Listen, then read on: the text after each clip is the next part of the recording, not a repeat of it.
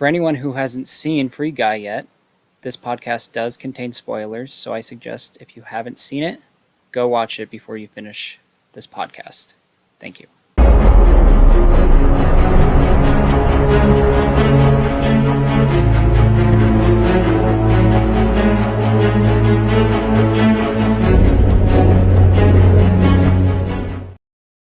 Welcome back, nerds. I'm your host, John Haycock, and today we are discussing the newly anticipated film Free Guy. So, Free Guy stars Ryan Reynolds. He plays an NPC. An NPC stands for non-player character. For those who don't know, they're just the background characters that walk around and do their own thing. And we get to see that, which I think is awesome. So we get to see him, living his day-to-day life. He does the same thing over and over again. He wakes up, he says hi to his goldfish, saying it's going to be a great day.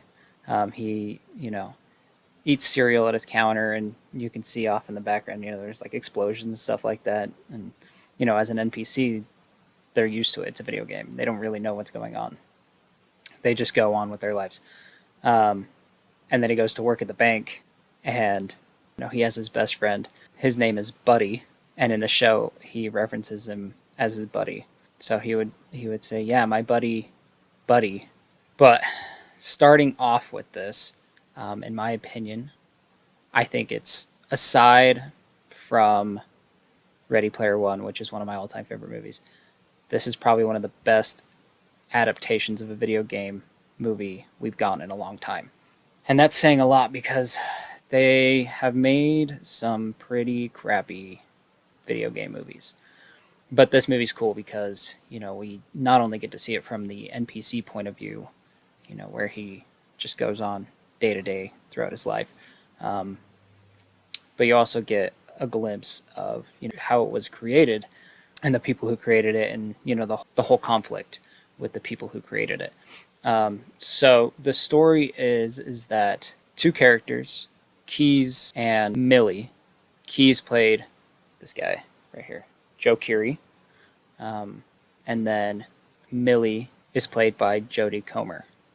And they developed this awesome game where the NPCs can, they do their own thing, but they get to progress. They move on with their lives, just like the real world, as a sense of artificial intelligence.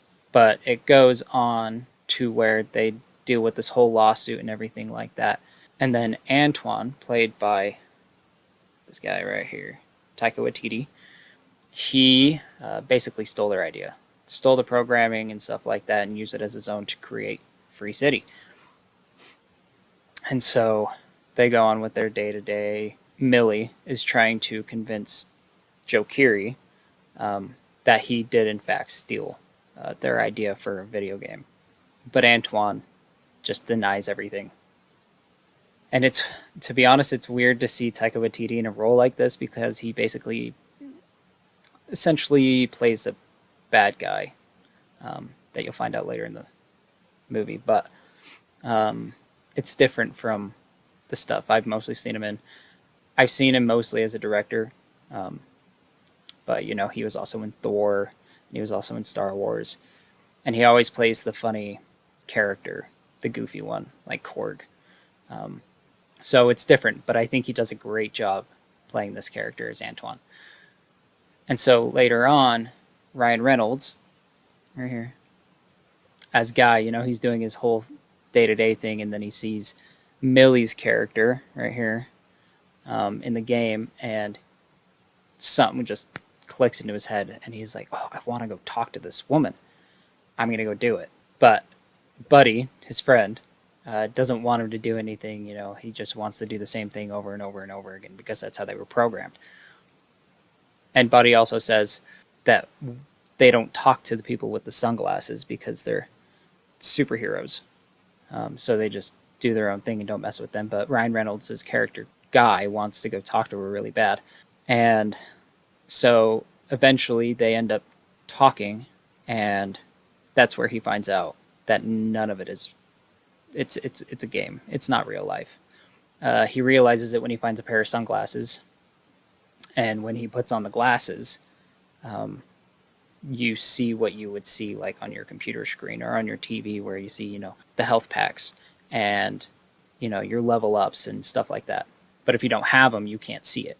So, they meet, they do this whole thing, and she teaches Guy how to live his own life in a way where she says that the next time that they can meet is when he reaches up to level 100. And so he ends up doing that, but not by, robbing people or killing people or doing these other missions, but he does it by helping people, helping an old lady cross the street, or, saving a little girl, or, something like that. It's just the small, simple things that make him level up really fast. And so that gets him really popular throughout the game. And a lot of people who play the game on the outside, they start trying to figure out who the hell this guy is. Like, is he just a player who's cheating?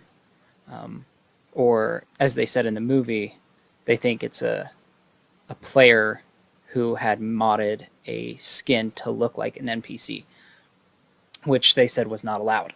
So later on, they continue. He does all this stuff. He reaches, I believe, 102 on his level status, and they end up meeting back up together. And she realizes that he could help them find out if Antoine, Taika Waititi's character, really stole their game or their programming for the game. And so, they do all this stuff, and at one point, he's telling her exactly what he'd do, like, and it like flashes back to all the stuff he does, and he walks down the street, and if you, whenever you can watch it at home, I suggest you pause it at this point, because it's a kind of a hit and miss cameo, so you may want to pause it.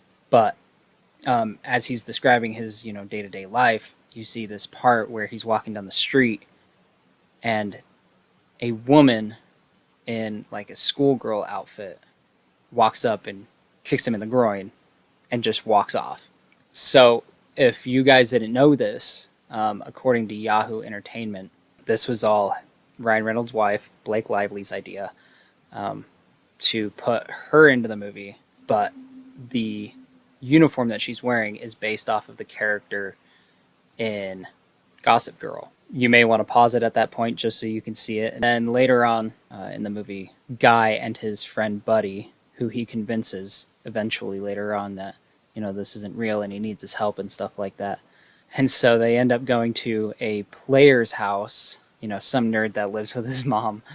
So they end up going to this guy's house, this player's house in the game, and the character that he's playing is played by Channing Tatum. And, he meets Guy and everything like that, and he's freaking out, and he's like, oh man, this is the greatest thing ever. And then, Guy's trying to be like, look, I need your help. Like, I need this file that you have here so I can help my friends.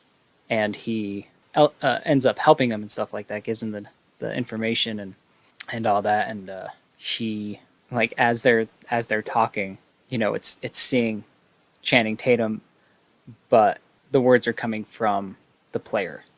And so he's like, Mom, why do you have to turn on the vacuum right now? Why do you have to do it right here, right now? But you're just seeing Channing Tatum do it. And I think it's super funny. And there's kind of an inappropriate part where, they're talking again, and then he stops, and all you see is Channing Tatum go, Mom, don't you dare touch that sock. If you touch that sock, you're going to need therapy for the rest of your life. And, it kind of goes back and forth between the nerd in his house and Channing Tatum. And so it's kind of a little funny. So towards the end, they get all this information. They find out how they can do it so Ryan Reynolds tells them that, he does this thing with the blinds every day for some reason. And before that, they show him a picture of, what they created before, this awesome fantasy land that's just beautiful in every way, which was their original game before it was taken by Antoine. And so he recognizes it and says, I've seen this place before, and all this other craziness happens. And, he eventually finds Millie's character again. He ends up showing her the blind thing, and if he holds it at a certain angle, you can see the game within that game. So basically, Taika Waititi's character, Antoine, just buried the code inside of this other code for the game. And so they realized if they could reach this barrier that goes out into the ocean, it should take them there. And so, they're all trying to rush there and they're trying to, kill him out of the game, but they can't do it. And then Antoine goes, I need you to send out Dude. And I guess it's this killer guy, that he developed, but it's not fully developed. And so he's kind of stupid in the head. He's formed after Guy, so after Ryan Reynolds, and he's this big, hurly, just massive dude with Ryan Reynolds' face. And so Ryan Reynolds has to end up fighting this guy who just basically just kicks his butt, man. Like he's just throwing him everywhere. Eventually, he gets him off him, and then the best scene in the entire movie, aside from the Channing Tatum scene, this is my all-time favorite scene as a huge comic book nerd. So everybody's watching this. It's streaming everywhere. Everybody's able to see it. And, through his glasses, you could see all of his options to defend himself. And one of them says shield. And, he gets up and he, summons the shield. And then all of a sudden you hear the Captain America music playing. And he's holding the Captain America shield, which is the best. Because then it ends up recreating the scene from Captain America Civil War where he fights Iron Man and he punches the shield and Cap's holding it, and they do that exact same scene, which is awesome. And so he beats him up for a second and he loses the shield, and then all of a sudden you hear Star Wars music and he pulls out a lightsaber, Anakin's lightsaber, and one of the guys on the outside of the game goes, is that a lightsaber?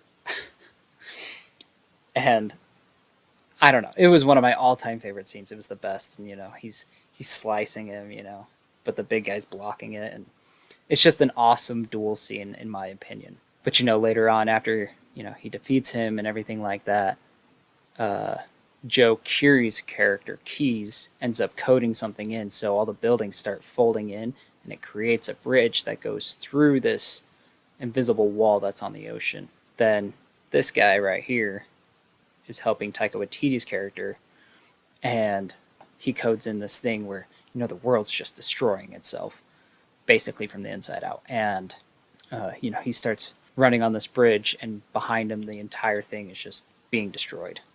And Buddy, this guy right here, is helping him out. And so they're running together, and the thing breaks open, and Ryan Reynolds is on one side and Buddy's on the other side, and Buddy's like, keep going, keep going. He wants to have a hero's death. And eventually he disappears and stuff like that. And, he's running. It's this huge, intense moment. And he ends up getting to the other side, finding this world, proving that Antoine stole the code and stole the game from them. But at the very end of the movie, they get their game back and they create this whole new world that has dinosaurs and waterfalls. And they're even in the city still. Like, it's interesting. It'd be an interesting game to play. But, he's walking down the street with Dude, giant Ryan Reynolds, and he ends up finding Buddy. And Buddy goes, I was there and then I disappeared. And then the next thing I know, I popped here. Like, I just ended up here. So he probably didn't even know what happened. Like, he dies, and then just in a matter of seconds to him, he's back in there. But they reunite, they do this whole thing, and he goes, as a security guard, what am I supposed to do here? And Ryan Reynolds goes, whatever you want, because it is Free City. And they allow their AIs to, grow and learn and develop and stuff like that. So they're actual players within the game. But overall, I would rate this movie as a 8.5 out of 10. No major flaws. I mean, they did pull, some things from different movies, like Millie saves Guy on the motorcycle and they bust out the window with her shooting the guns behind his head. It's kind of a nod to the Matrix, where Trinity does that as well. But no major flaws. They just do get stuck in a few things here and there, and I feel like they could have spent a little bit more time on the in-game stuff as well. But overall, it was funny. There's some good romantic parts, great action from the very beginning, and I think Ryan Reynolds nails it in this role. I mean, everybody is just amazing. But I think it was a great movie. I'd like to know what you guys think. What would you rate this? So please just give us your feedback. Let us know. Well, that's all we got for today. So if you enjoyed this podcast, go ahead and leave a like and follow. It definitely helps out the channel, helps it grow more. And again, thank you for tuning in. And until next time, nerd on.